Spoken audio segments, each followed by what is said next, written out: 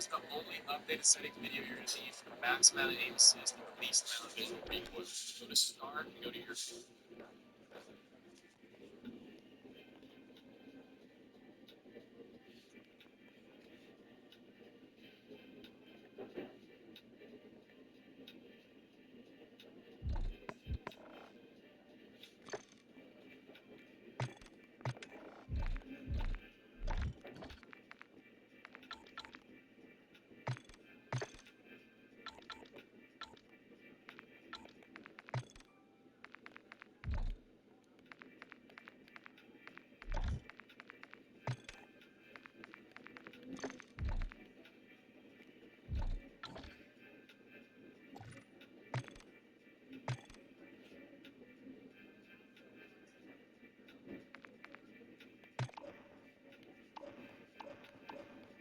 Hello, welcome everybody to Let's Chat.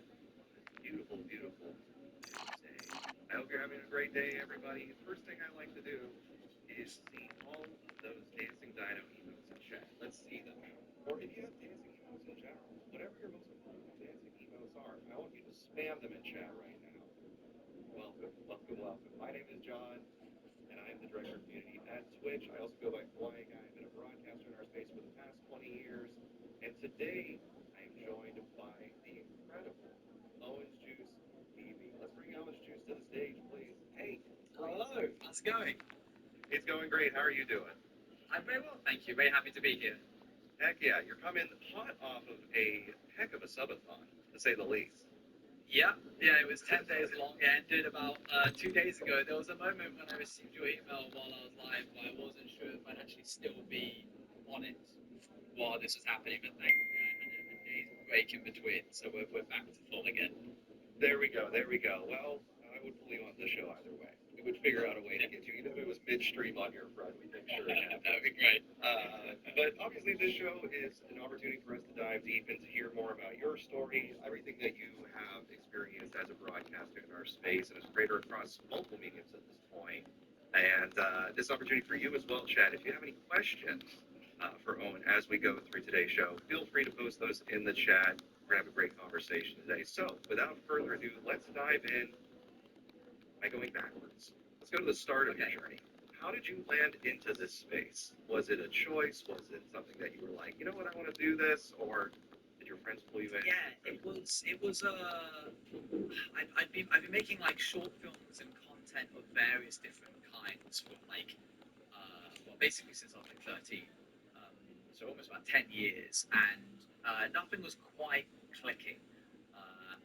And re-energize the channel that I had on YouTube, which was for like magic videos. So I used to be a magician back in the day. So I would try and put a lot of effort into that. That wasn't quite working well. I was playing Minecraft pretty much since then, so it was always this hobby on the side. I never even considered that it could be a like a thing that I could create content with in the way that like Twitch is. I didn't even know about Twitch.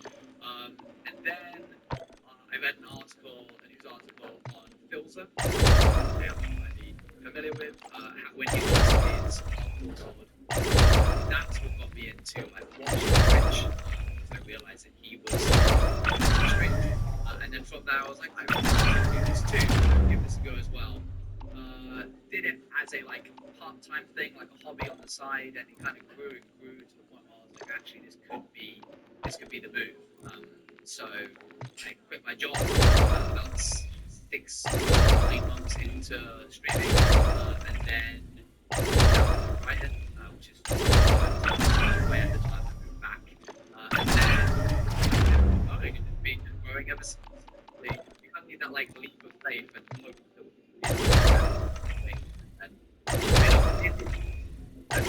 It's wild that when we have the shift going, that shift many years ago, when you have the nerves, the gut, and at least the understanding of like, okay, this might be something that I can really run at. I guess talk through a little bit about that moment for you choosing to go full time in on this.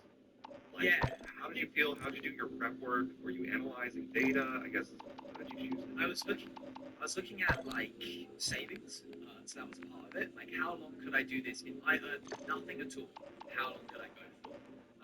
And I think I kind of found out that it was somewhere between 10 to 11 months I could get by without earning a penny.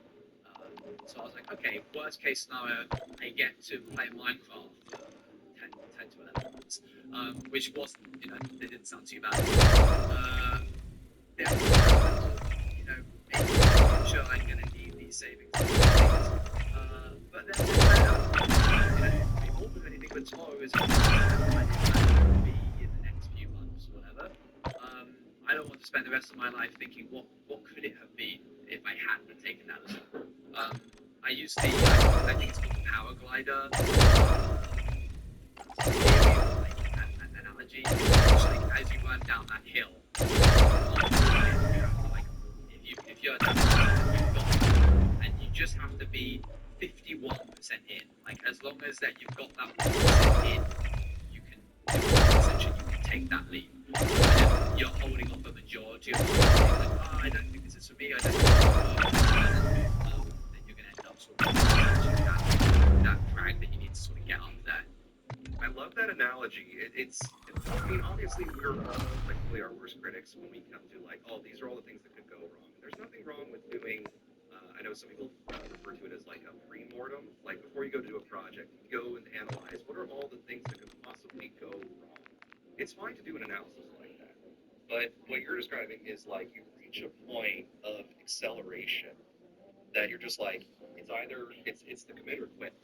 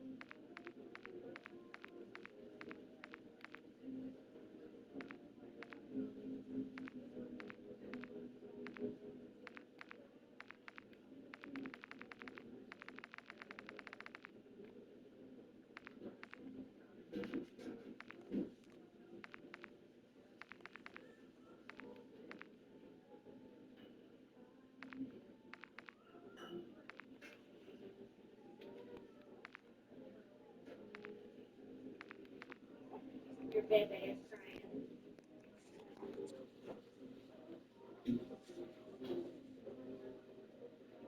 I told you. We were working at Ron's when I never leave that kitchen.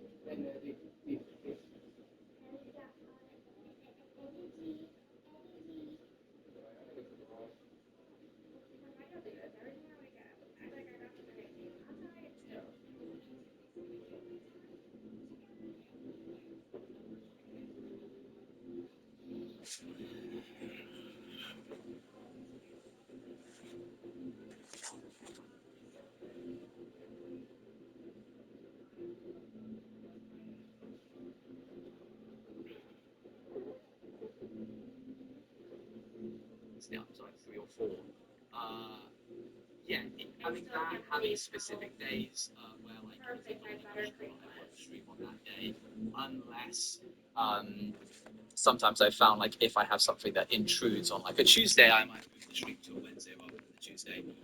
But like having as strict of a schedule as I can, having cut-off points both in the mornings and in the evenings has been really helpful. But I could be a lot better at it, and I think one of the biggest problems about all of that is that when you work for a company, you have your hours that you can clock in for, and you know as long as you like do this specific amount of work, somebody else is going to pick up any slack that you leave behind as long as you fulfill your like establishments.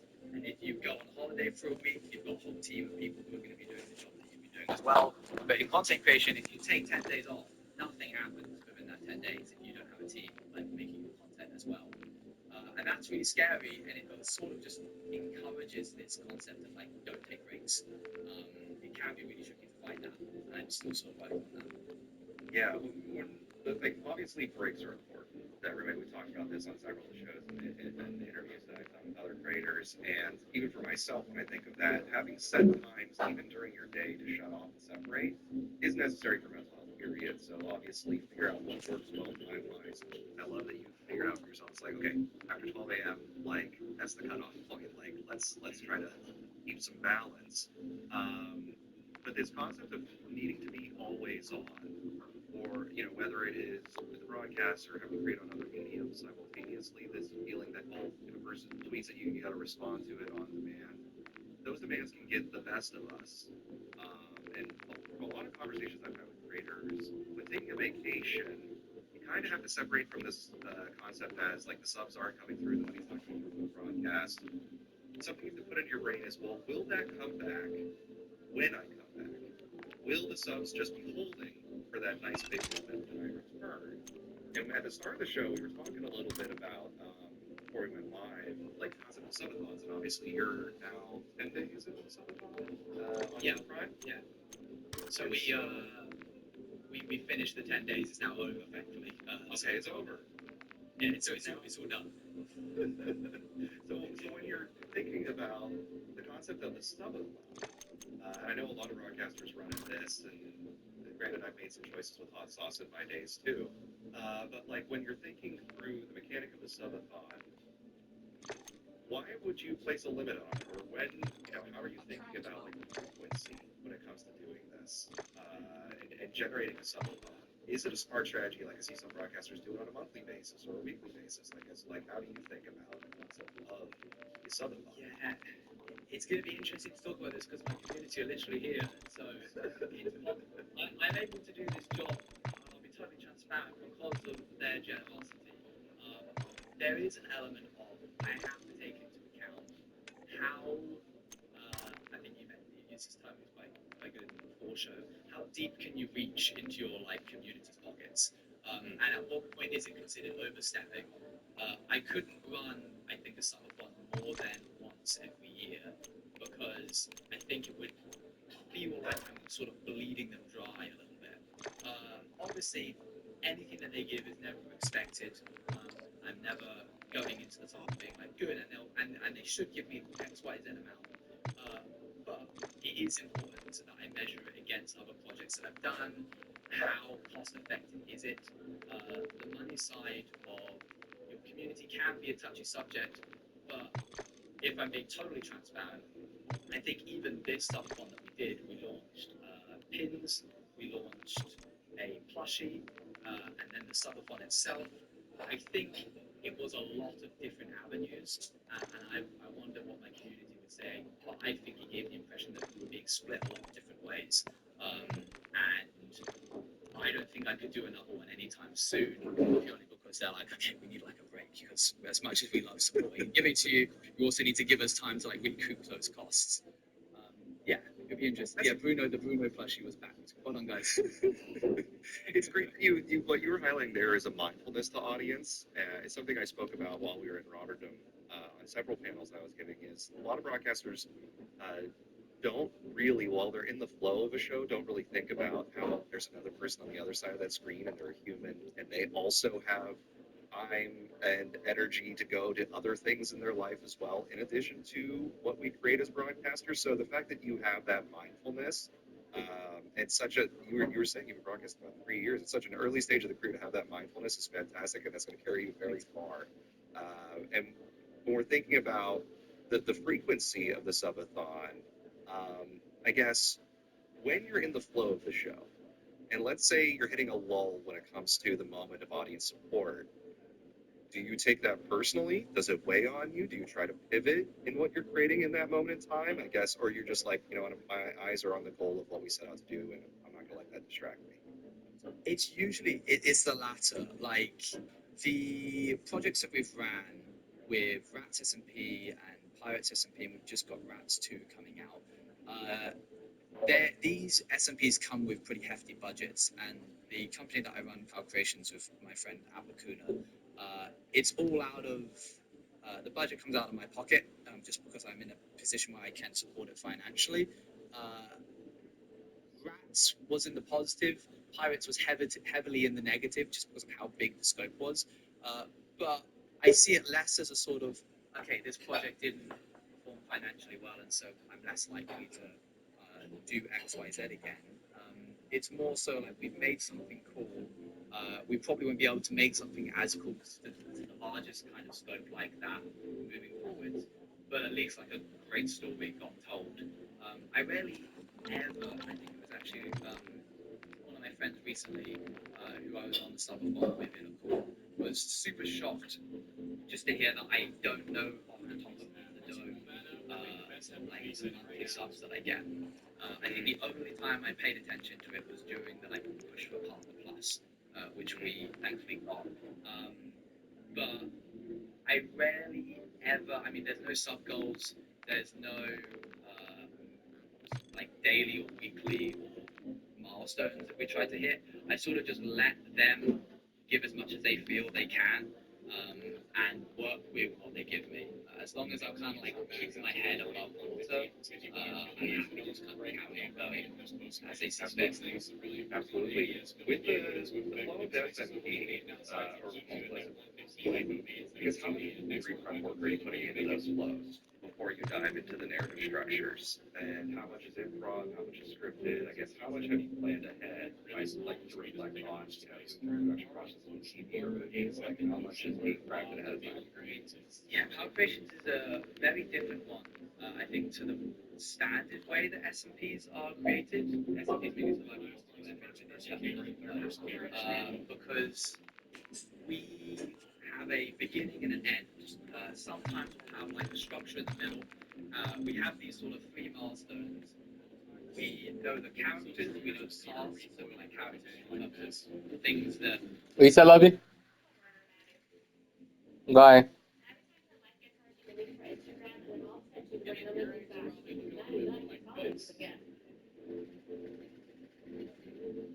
So here's the only updated setting video you're going to need for the max editing system.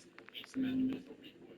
Go to start, go to your practice tab. Once you pull that up, I think the best FOV setting right now is 115. So max out to 115. Gives you wider field of view so don't break your camera when you get those close engagements. Next thing is the really important one, ADS field of view, put it to effect. And this makes it so when you aim down sights, it keeps you at that 115 FOV instead of zooming in. Excellent weapon field of view, make it wide so it keeps your really small. The screen doesn't take up much space. Turn world motion blur and weapon motion blur off. Feeling great to 0. And last one is first person camera and third person camera. Just move the lead snoopers. Look, we're all tired of seeing streamers with 0 recoil on a perfect day like this. And then your aim's probably looking a little bit more like this. So here's the only updated setting thing.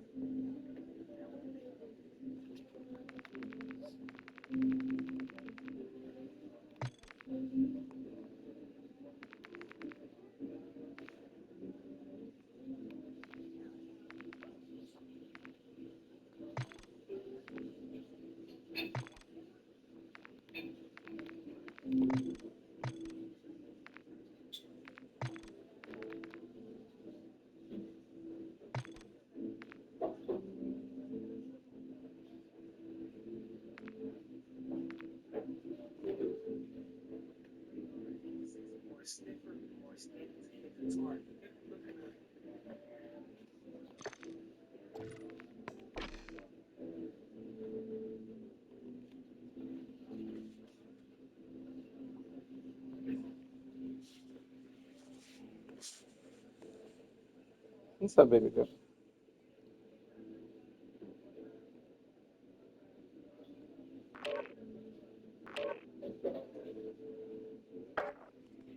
Another thing I want to do in my bakery, I want to make my own vanilla extract.